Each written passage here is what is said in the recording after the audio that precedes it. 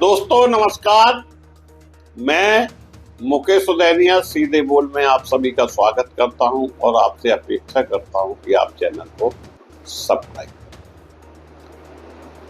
जब से हिंदुस्तान पाकिस्तान में युद्ध हुआ है, उसी समय से भाजपा के मंत्री, उप मुख्यमंत्री की वाणी ऐसी हो गई जिसमें वो तरह तरह की बातें करने लगे। जबकि एक मंत्री को हाई कोर्ट ने लंबा किया और वो सुप्रीम कोर्ट पहुंचे। सुप्रीम कोर्ट से दुलत्ती गली, सीधे हाई कोर्ट आए और हाई कोर्ट ने उन्हें रगड़ना प्रारंभ कर दिए। अब वो अपनी जान बचाने के लिए यहाँ वहां भागते नजर आ रहे हैं। यह मामला थमा ही नहीं था। देश के मंत्री जगदीश देवड़ा ने कह डाला कि देश की सेना प्रधानमंत्री के चरणों में नमस्ते। वाह सभ्यता, क्या तरीका सीखे हैं, इन्हें सेना ही मिली कटाक्ष करने के लिए। मित्रों, सुर्खियां बटोरने के लिए यह माननीय किसी भी हद तक जा सकते हैं। मोदी जी की चमचागिरी के लिए ये अपने कहे शब्दों पर भी पश्चाताप नहीं करते। ठीक है, आप मोदी जी को भगवान माने, जो मानना है माने, लेकिन सेना को तो बख्शें। सेना तो सभी की है देश में। वहीं दोस्तों, कबीर ने कहा, ऐसी वाणी बोलिए मन का आपा खोए, औरन को शीतल करें आपो शीतल होए। मतलब यह है कि हमें ऐसी वाणी बोलनी चाहिए जिससे सुनने वाले का मन शीतल और खुद का मन भी शांत रहे। लेकिन आज यह देखा जा रहा है कि वाणी पर किसी का भी कोई संयम नहीं रहा है। विशेषकर नेताओं की वाणी पर आज हर दिन नेताओं के बिगड़े बोल देखने सुनने को मिल जाते हैं। यह बहुत ही शर्मनाक है और इस पर भाजपा हाईकमान चुप्पी साधे हुए बैठा रहता है कि देश या कोई भी व्यक्ति आज सार्वजनिक मंचों पर बिना सोचे समझे कहीं भी कुछ भी अंत संत ऐसे बयान जारी कर देता है जो कहीं ना कहीं हमारे सामाजिक ताने माने, हमारी सनातन संस्कृति पर करारा प्रहार होते हैं।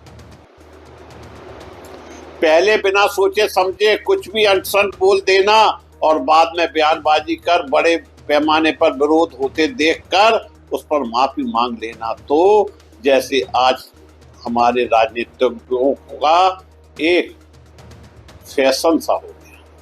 वास्तव में यह बहुत ही दुखद होने के साथ साथ ही अत्यंत शर्मनाक। इस संदर्भ में हाल में ही मध्य प्रदेश सरकार के एक मंत्री विजय साय के ऑपरेशन सिंदूर पाकिस्तान उपयोगों में को लेकर पूरे देश को ब्रीफ करने वाली कर्नल सोफिया कुरैशी को लेकर दिए गए बयान को लेकर देश आमजन में जबरदस्त नाराजगी है।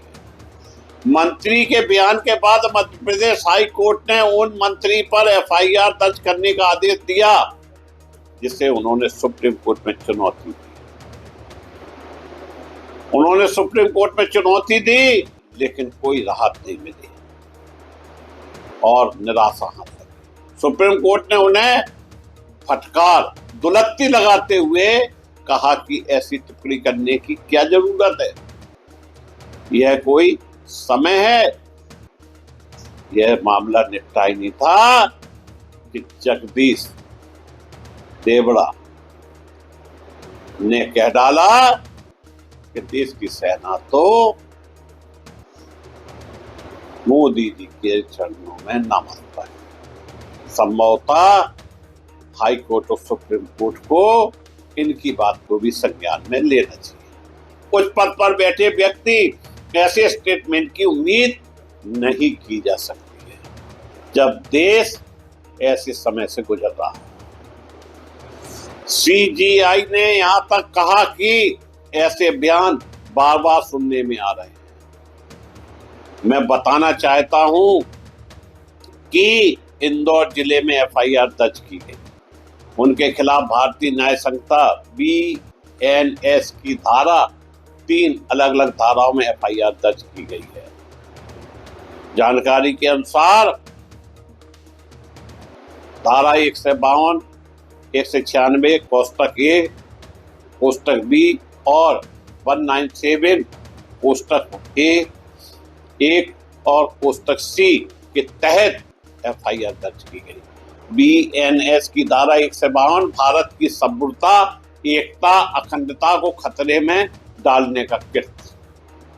धारा 196 कोष्टक ए 1 और कोष्टक बी अलग अलग समुदायों के आपसी सद्भाव के प्रतिकूल प्रभाव डालने वाला कृत्य, जिससे सार्वजनिक शांति भंग हो की आशंका।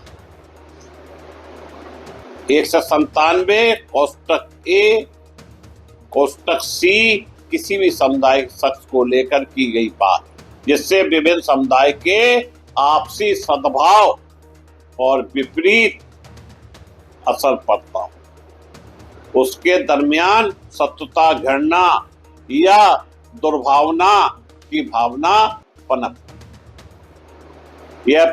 पनपाने की आशंका हो के तहत यह मामला दोस्तों दर्ज किया गया। यहाँ गौरव तलब हो, उच्च न्यायालय ने सेना अधिकारी कुरैशी के खिलाफ अपमानजनक टिप्पणी को गठन की भाषा बताते हुए मंत्री साय को कड़ी फटकार लगाई। विजय साय ने एक कार्यक्रम में कहा था कि पहलगाम हमले का जवाब देने के लिए देश के प्रधानमंत्री ने उनकी बहन को भेजने की बात कही थी। मंत्री ने कहा, जिन्होंने पाकिस्तान आतंकवादियों ने हमारी बेटियों के सिंदूर उजाड़े थे, उन कटे पिटे लोगों को हमने उन्हीं की बहन भेजकर ऐसी तैसी कराई। मोदी जी स्वयं को उनके कपड़े उतार नहीं सकते थे, इसलिए उनके समाज की बहन को भेज दिया। तुमने हमारी बहनों को विधवा किया तो हम तुम्हारे समाज की बहन जाकर तुम्हें नंगा करके छोड़ेंगे। इस बयान के विपक्ष ने विकृत मानसिकता वाला ठहराया तो भाजपा के भीतर भी इसकी कड़ी निंदा की गई। जिस साय को माफी मांगनी पड़ी और सोफिया कुरैशी को अपनी बहन बताया, उन्होंने माफी मांगते हुए अपने बयान को भी पलटने का प्रयास किया और उन्होंने यह भी कहा, मैं बहुत दुखी हूं। जब दुखी हैं तो फिर ऐसी बातें नहीं करना चाहिए। उन्होंने सूफिया कुरैशी को लेकर आगे कहा, हमारे देश की 2 बहनें सूफिया कुरैशी जिन्होंने राष्ट्र धर्म निभाते हुए जाति और समाज के ऊपर उठकर जो काम किया है, उन्हें हमारी सगी बहनों से भी ऊपर सम्मानित मानता हूं। जब लट पड़ा तो मंत्री जी अपनी औकात पे आ गए और उसे अब सगी बहन कहने लगा। पहले इनका मुंह जहर उगल रहा था। बहरहाल कहना गलत नहीं होगा कि मंत्री जी का वीडियो वायरल होने के बाद सियासी हलचल तेज हो गई और साथ ही उनके इस्तीफे की मांग भी लगातार की जा रही है। लेकिन यहाँ यक्ष प्रश्न यह उठता है कि क्या ऐसे बयान देने के बाद माफी मांग लेना ठीक है? बेशक माफी को काफी नहीं ठहराया जा सकता है। देश की अखंडता और सद्भावना को अब अक्षुण्ण रखने के लिए यह जरूरी है कि गटर बयानबाजी करने वालों को कड़े से कड़े संदेश दिए जाएं। फिर चाहे वह व्यक्ति क्यों ना। मनुस्मृति के 2 अध्याय में हमारे यहाँ तो स्त्रियों के मामले में यहाँ तक कहा गया है कि वो पूजनीय है और उन्हें पूजा जाता है। यही है कि नारी के सम्मान की एक तरफ बात कही जाती है, दूसरी तरफ नारियों को इस तरह के शब्द कहना कहीं ना कहीं मंत्री की काबिलियत, मंत्री की योग्यता दर्शाता है। जबकि विजय साय 7 बार के विधायक रह चुके हैं और उप मुख्यमंत्री जो कि इस तरह की बातें कर रहे हैं, मैं इन राजनेताओं से, इन मंत्रियों से, इन विधायकों से, इन सांसदों से कहना चाहता हूं कि देश की सेना का हौसला बरकरार रखें। उनके ऊपर किसी भी तरह की कोई टीका टिप्पणी करने का हमें आपको अधिकार नहीं। हम अपनी देश की सेना को सलाम करता हूं कि उसने जो कुछ कर दिखाया वह साधारण नहीं है। हम लोग जब घर में सोते हैं तो वो बंदूक लेकर हम लोग की रक्षा करते हैं, और ऐसे में उनके लिए अगर ये बातें की जाए तो ठीक नहीं है। मैं देश के 140 करोड़ लोगों से भी कहना चाहता हूं कि इस तरह के मंत्रियों को वोट देने की जरूरत नहीं है और इन्हें इनकी औकात सिखा देना चाहिए। पुनः मैं आप सभी को धन्यवाद देता हुआ अपनी बात समाप्त करता हूं।